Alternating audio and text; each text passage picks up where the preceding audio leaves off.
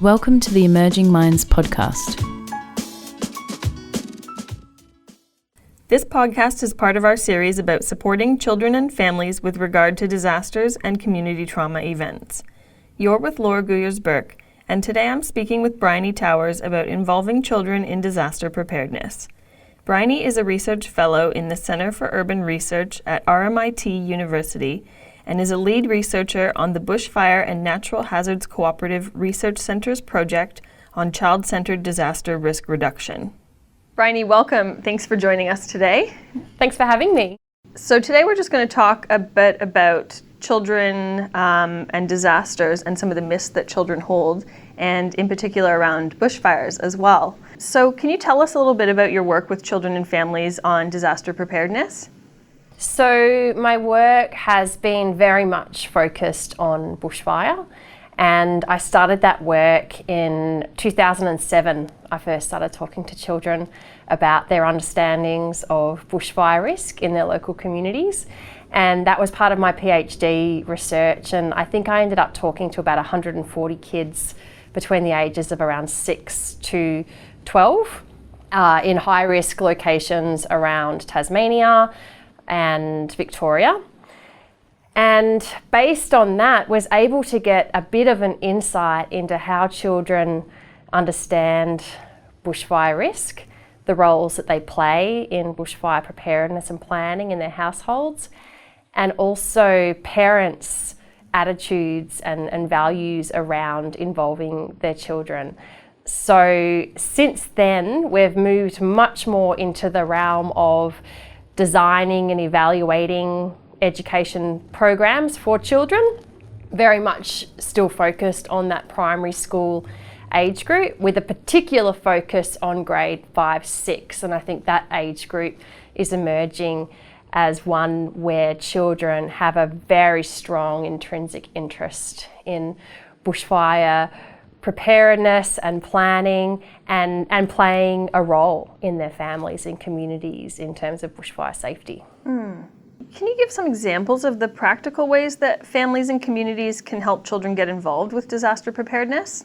So I think the starting point for a lot of programs in schools is to do with household bushfire plans.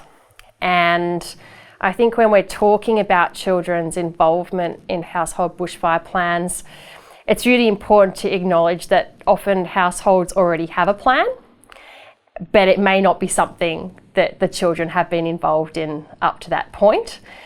Sometimes they might have involved the children a little bit, so the children might have kind of a general idea.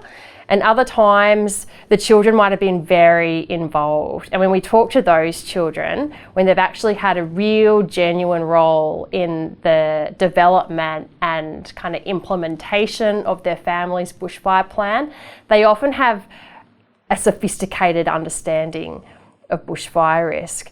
And I think one of the things that I've found in my research is that bushfire plans are really the starting point for kids when they start to think about what they could do in their households or communities to manage bushfire risk and increase their safety.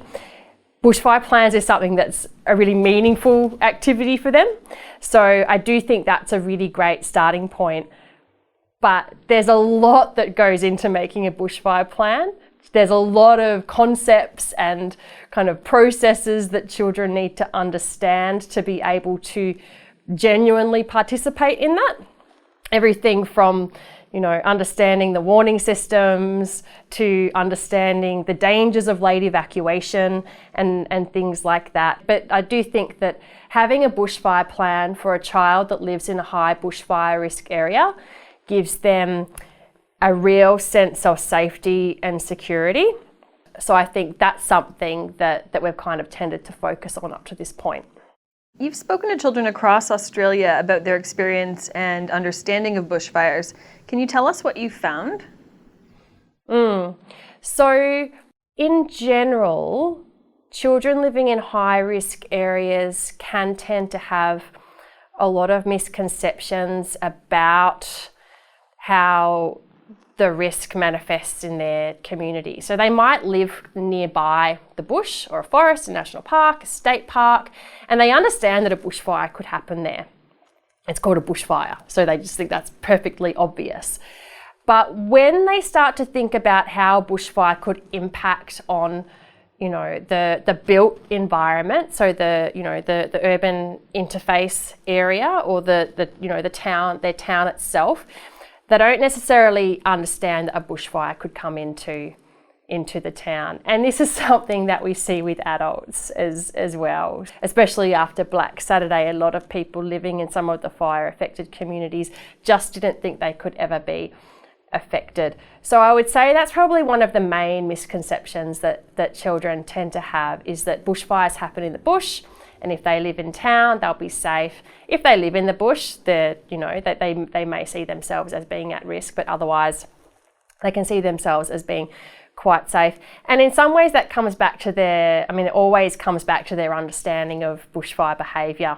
So they tend not to have an understanding of how fire can travel via ember attack, or how houses can be ignited due to ember attack. They see fire as something that travels in quite a predictable way across the landscape, with the flames catching onto fuels as it goes along. So I think that's probably one of the main misconceptions that they have, and then that feeds into this idea that if you have a road in front of your house, or there's a river between your house and the forest, then the bushfire won't make its way over to you, because water doesn't burn fire and doesn't burn concrete. So that idea of barriers.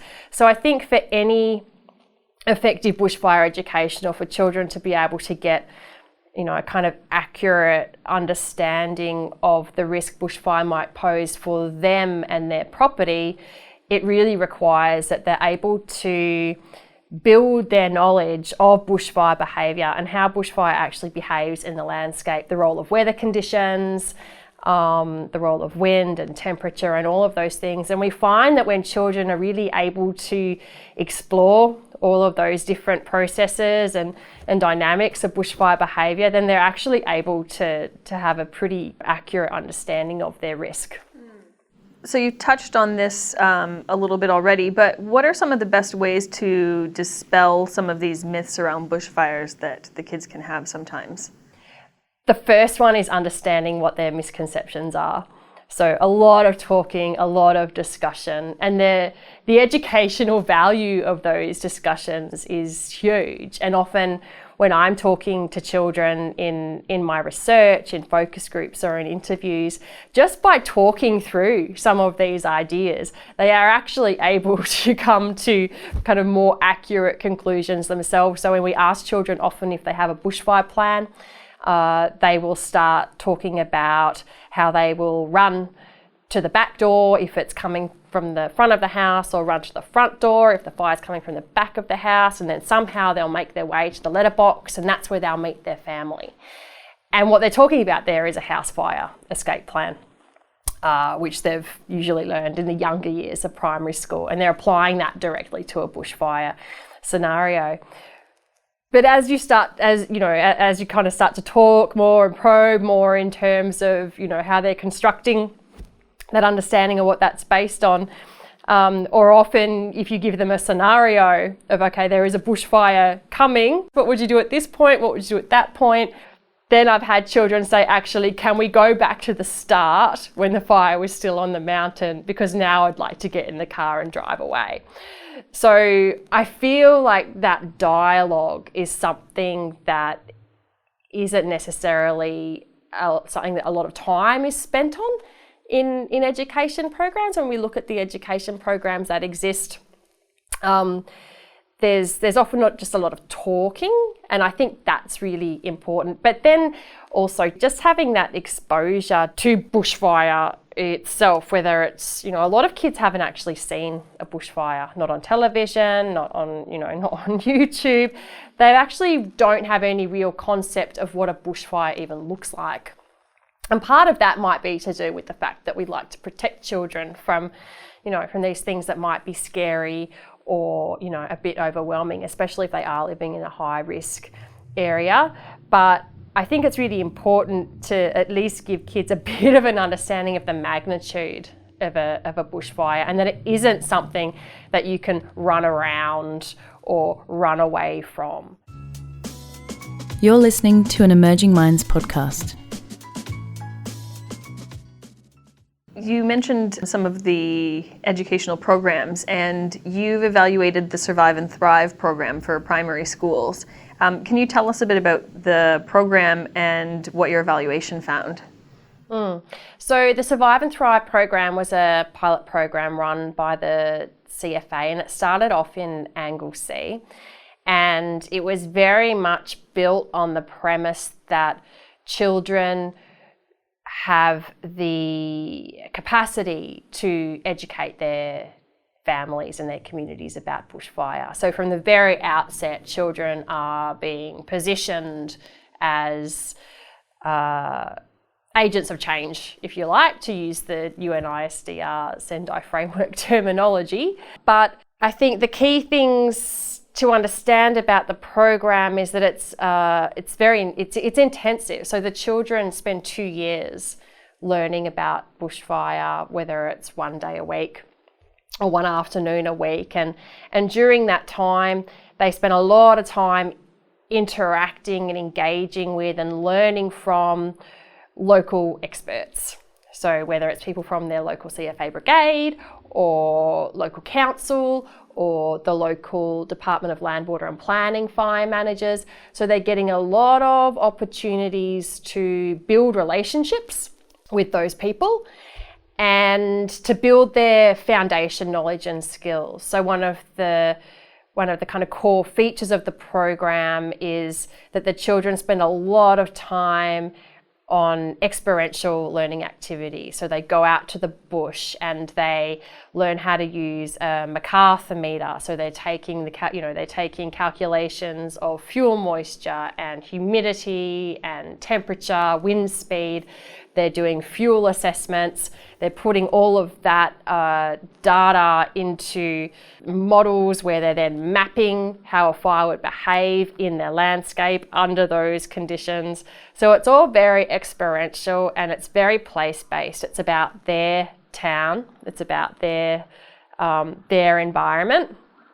And they have people or, these local experts supporting their learning. And once they've developed those skills, then they start to work on these student-led projects. So in Anglesea, the children develop community education workshops, and where they decide on a topic that's of interest to them. They usually work in groups, and they spend a certain period of time, months and months developing these workshops, which they eventually put on at a family evening. They go to other schools and put them on for other schools. And the effect that has had on children's sense of power, I suppose, in terms of what they can do to educate others, what they can do to educate themselves, the people in the community who are there to help them, that they now have these really close relationships to, these really trusted relationships with. It's quite extraordinary. And I think the opportunity to be able to engage in that kind of learning and to be able to engage with emergency management, local emergency management people from such a young age. It will be actually really interesting to track these kids over time and kind of see what they do over time and to what extent, this program influences decisions that they might make as older children or adults. And then, of course, the Strathewen side of the Survive and Thrive program has been really fascinating for us to explore as well, because of course Strathewen was very badly impacted by the Black Saturday bushfires. The school was destroyed, most of the houses were destroyed, and everybody in the community lost someone that was important to them. Everybody lost somebody that they loved. So, we're talking about a community that has been through a really, really rough time, and the kids have grown up in that post-disaster context, and we found that a lot of the kids had experienced a lot of anxiety around bushfires, a lot of bushfire-related fear, and that the program there and learning about bushfire behaviour, learning how we can use science and, these technical tools to be able to measure weather conditions, measure conditions in the environment to help us make decisions about our safety, has been really quite transformative for those kids, I think, and for their families, and I think the broader community as well. We found that as a result of the program, families were talking about bushfire with their children more, or bushfire preparedness with their children more, and the children were also getting much more involved in preparedness and planning activities. And perhaps most importantly, we're able to cope much better when one particular family that does pack up and leave on extreme or catastrophic fire danger days, or code red, I think it is in Victoria.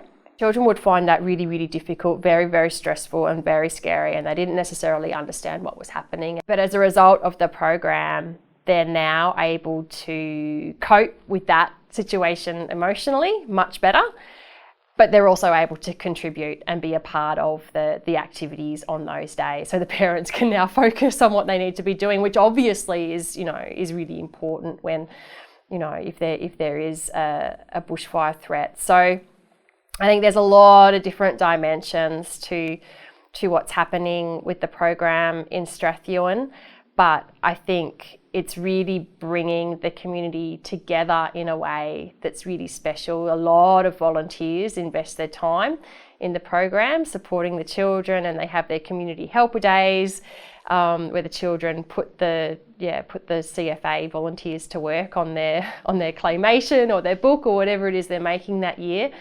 And I think it's creating very strong social connections. And I think that's something that we don't always tend to think about when we look at children's bushfire or disaster risk reduction programs more generally, is the importance of those social connections with people in the community.